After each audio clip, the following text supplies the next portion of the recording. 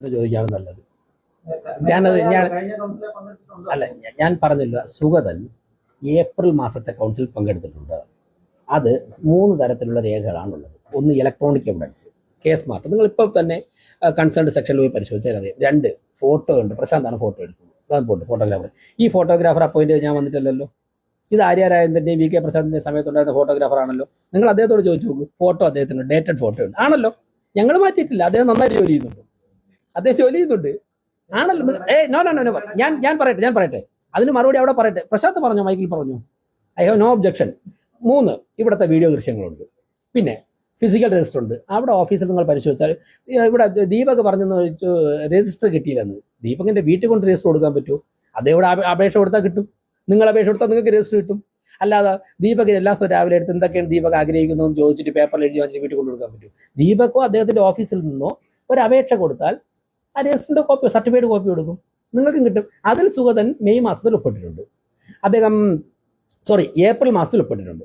മെയ്യിൽ അദ്ദേഹം ഒപ്പിട്ടിട്ടില്ല.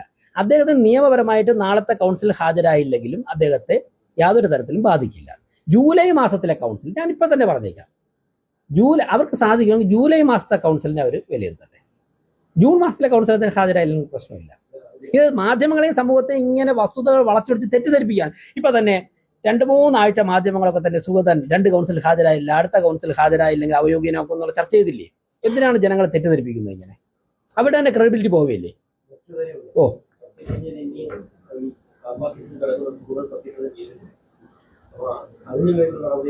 ആ നിയമ നടപടികൾ അദ്ദേഹത്തിന്റെ അഭിഭാഷകൻ സ്വീകരിക്കുന്നുണ്ട്. നിയമ നടപടികൾ അദ്ദേഹത്തിന്റെ അഭിഭാഷകൻ, കോർപ്പറേഷൻ അല്ല. കോർപ്പറേഷൻ ഔദ്യോഗികമായിട്ടല്ല. അദ്ദേഹത്തിന്റെ അഭിഭാഷകൻ നിയമ നടപടികൾ സ്വീകരിക്കുന്നുണ്ട്.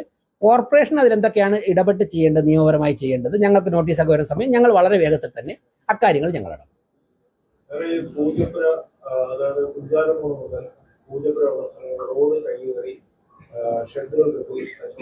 അവിടെ മാത്രമല്ല, അങ്ങ് പറഞ്ഞ വളരെ ശരിയാണ്. അവിടെ മാത്രമല്ല, ഞാനിപ്പോൾ എല്ലാ സ്ഥലങ്ങളും പറയുന്നില്ല, സിറ്റിയിൽ വ്യാപകമായിട്ടുണ്ട്. അതിൻ്റെ പുറകിൽ ചില കാര്യങ്ങളുണ്ട്. ഞങ്ങൾ അതിലും നല്ല ഹോംവർക്ക് ചെയ്യാണ്. കുറച്ച് സമയമെടുക്കും, പക്ഷേ നടപടി ഉണ്ടാവും. ഞാൻ അക്കാര്യത്തിൽ ഇപ്പോൾ ഇത്രേ പറയുന്നുള്ളൂ. കുറച്ച് ഹോംവർക്ക് നടന്നുകൊണ്ടിരിക്കുന്നതുകൊണ്ടാണ്. ഓക്കെ, ബാക്കി അക്കാര്യത്തിൽ പിന്നെ പറയാം.